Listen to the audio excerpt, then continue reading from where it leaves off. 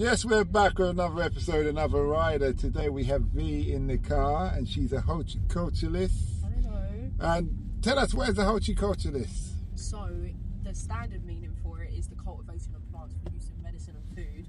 However, I'm into like more regenerative agriculture and food equity.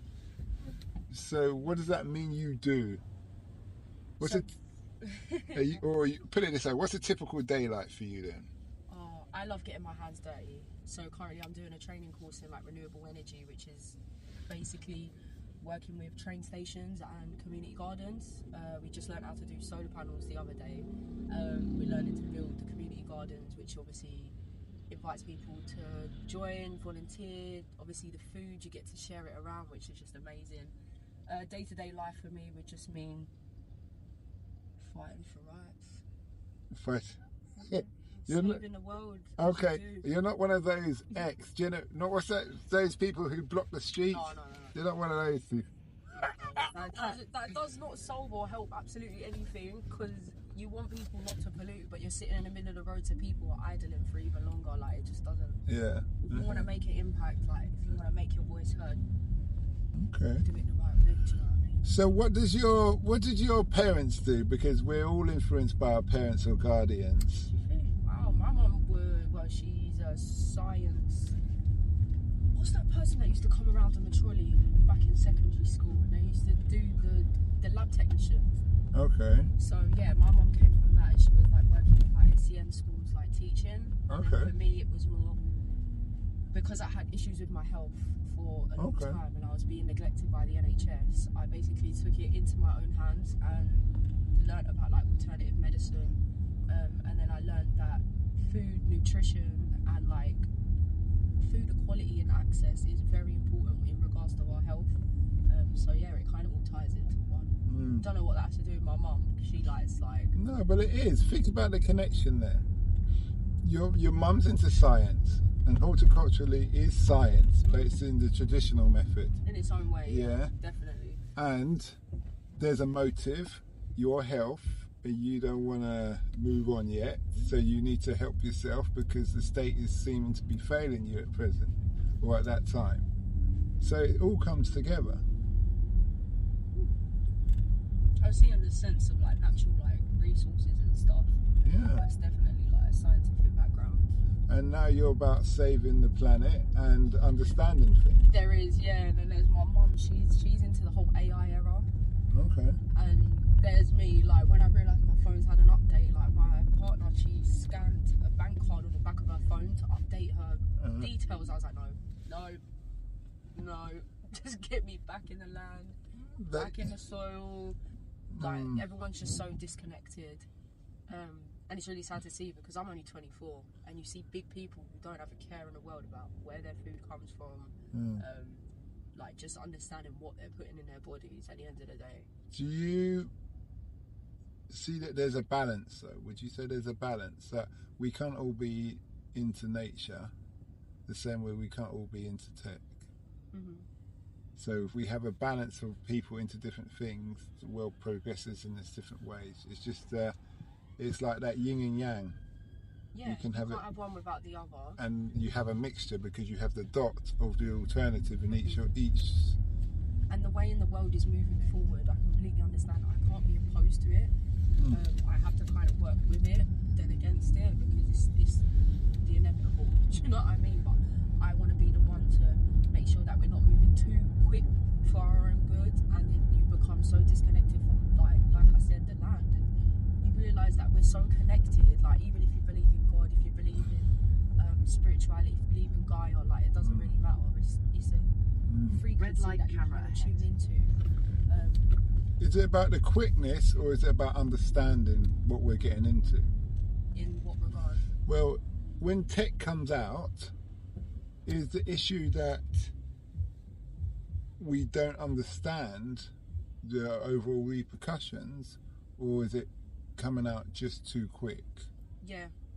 It's like you're not taking the time to like savor the moments of the work that you're working on, because you always want to push and push and push, and really like everyone's in competition with each other, and it's about whoever's the best. But who ends up being in the downfall of that? Like you want to keep bringing out a new iPhone every single year, but people are displaced in Congo. Do you know what I mean? For the resources that are used in phones. We don't need these things. Like, yeah, it's nice to have things pretty and a little bit of luxury. Like, don't get it twisted, I like a little bit of that, but I feel like we're just so focused on moving forward that no one is really present. And I feel like people have become very lazy as well because everything is all automated and done by them. And me, like, I'll be on the phone, say for example I want to speak to someone and like it's this bot that's speaking to me. I'm like, can I just speak to a human, please? Like, I've just had enough. Like, I want an actual genuine connection with people. Like, it's just, is that just me? I feel bad for like elder people and like, oh, if you have to go through your phone just to order food in store, and it's like you can't even go to the kiosk no more because you have to use your card, and it's just like, it's too much. Everything's too Well, I much. suppose then there's many places you can live in the world where you don't have to worry about AI. But why do we have things that's literally so far forward into the future, but the rest of the world is suffering? Well, it's just nature, order of capitalism. Yeah, it is, but again, that's got nothing to do with us as people. That's a systematic thing. Okay. That's not down to us. But you're born in London? Yeah. Born and raised in Croydon, and then I moved to Kent, and now I'm back up here.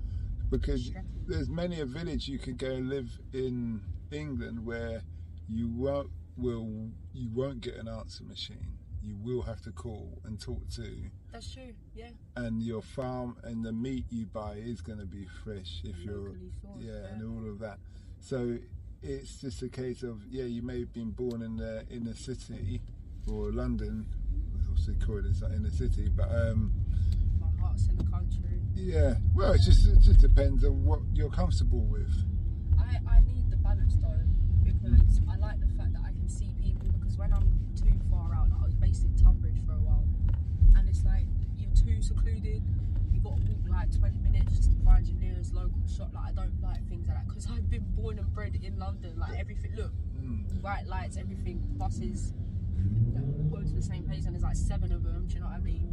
But isn't that what it's about, what you're speaking about though? Because it sounds like on one part you're saying that things are moving too fast, but another part you don't want things slow. It's so contradictory, but I feel like, so because this is such a busy high street and people live here, where are the green spaces?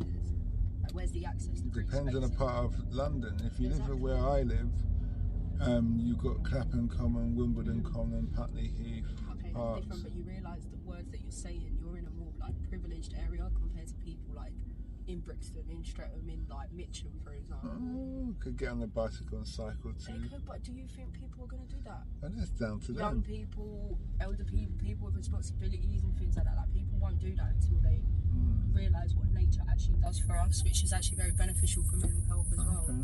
So with this horticultural, how do you're finding remedies and medicines? How does that work? Because you've obviously found something that works for your own health. So I'm still learning. You're still learning, but you've found certain elements, must be, because you're still with us.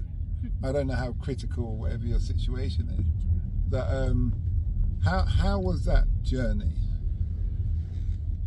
It's been a roller coaster and a half, because the thing is with medicines and the pharmaceutical industry, it's very much a one size fits all. If they give you a medication, it's like, okay, cool, if you've got these symptoms, that's it. You just deal with it and then you come back to us if it doesn't work out. Cool. With alternative medicine, on the other hand, it's more finding out the root of the cause and what it's actually doing, in a way that, what can I do about it? Because everything has a reaction to something. Like, your body doesn't just do these things out of nowhere, do you know what I mean? It could be down to like genetics or anything like that. I had to find the way that my body worked for me, so it was very much trial and error. It's very much, did this thing work, it doesn't work, does it pair with something else, is it, like I said, a balance? It's taking its time and I'm still learning, but I'm not anywhere near as bad as I was before. Like, I was bedridden. Okay. Can the idea of the podcast is so people can listen and learn. Do you mind sharing what the health issue was, or is it? Yeah, like, for other people, obviously, I understand like it's not as bad, but for me, like, it took away so much of my life. Like, I was a free So I had like chronic upper gastric issues. What is that? So like in my stomach. So I had like gastroenteritis, like sickness. They put it down to IBS, but because I was so in and out, doing all these tests, and they basically said I was a medically unexplained symptom, pretty much. And I was just like, what the hell am I supposed to do with this information if I'm not going to be able to find anything? So yeah, for me, like being a free spirit, it took away a lot. And now, like, even just in these little mundane things, like I'm doing a little bartender job on the side of doing whatever it is that I'm doing to be sociable. Like, even COVID took away a lot of people's lives as well. Like, you kind of forget how to talk to people.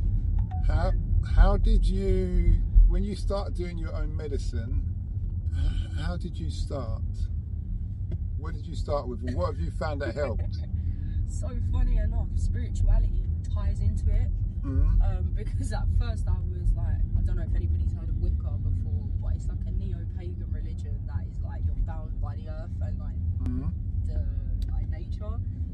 Realised I'm not going to be a part of no religion because I just never grown up like that. And then I ended up finding out about witches and magic with a K, because obviously you've got dark magic, you've got light magic. It just depends on how you use it. However, in my experience, and commandments, as you may say, you don't harm none in what you don't want to get back. Basically, what you put out into this world, you get back. So I'm not into none of that like madness, what people think when they hear the word witch, and they get very skeptical around it. But for me, like, I'm a green witch. Like, and again, it ties into my alternative medicine, because I'll be growing my plants and stuff, like growing my herbs and stuff inside, and then using that in like decoctions and infusions, and finding out what it is that's driving me, what's wrong. Do you know what I mean? It could just be one parasite for me, you know, that. Okay. Yeah. So how do you, is there a community of people who are into this as well that you talk to, that you get guidance from on? I would say yeah, but I feel like you still need to find your tribe, you still need to find your people, and if you don't resonate with people, like, it doesn't have to be for you. I've met so many different like types of individuals. Like, I mainly get along with like older people, not really people my age, to be fair. But it's more like you see the shops and stuff that you see, like, I think there's one up this side. You know, like the African healing remedies. Yeah. So I'd rather sit there and have a big conversation with them than like these little Insta bitches that are just like, yeah, come do my tarot reading. It's like you don't even know what you're talking about though. But what you've found out so far is worked for you to a point. Would that be fair to say? You've got to jump in the deep end. Even as crazy as it sounds, you have to believe it. It's all like a delusion at the end of the day. And you've got to keep telling yourself, oh, it's okay. Like, it really is okay. So there's a mental, spiritual and physical element to what you're doing. Yeah. Okay. 100%. And I feel like people aren't using the best parts of themselves to get out of this life what they want to get out, because there's no way I was put on this floating rock in the middle of absolutely nowhere, just my consciousness in this pink sack of flesh for no reason. I'm not just walking around with no purpose, you know what I mean? Mine might not even be saving the world, it might just be helping people for like, but I'm still going through this journey and I'm still learning myself. Well, we're coming to your end of the journey. It's been very interesting, very insightful. Nice. This is so interesting. If people who have that same health issue and they want to reach out to you, are you on Instagram or social media? I'm not pushing like a business or anything. No, we're not saying that, but it's the idea that if people want to, or if you're okay, that they could say, V, I'm going through the same issue, can we have a chat? Yeah, no, cool. Where can they find you? Please, Instagram, V Kerenza, so VI full stop Kerenza, KERENZA. Please come to me, because I have felt so lonely. No matter how many people you're associated with, you can still feel so alone, because only you are the one that's dealing with this, going through this, and gonna feel what you're gonna feel. So please, like. Well, thanks a lot for that, and we wish you well.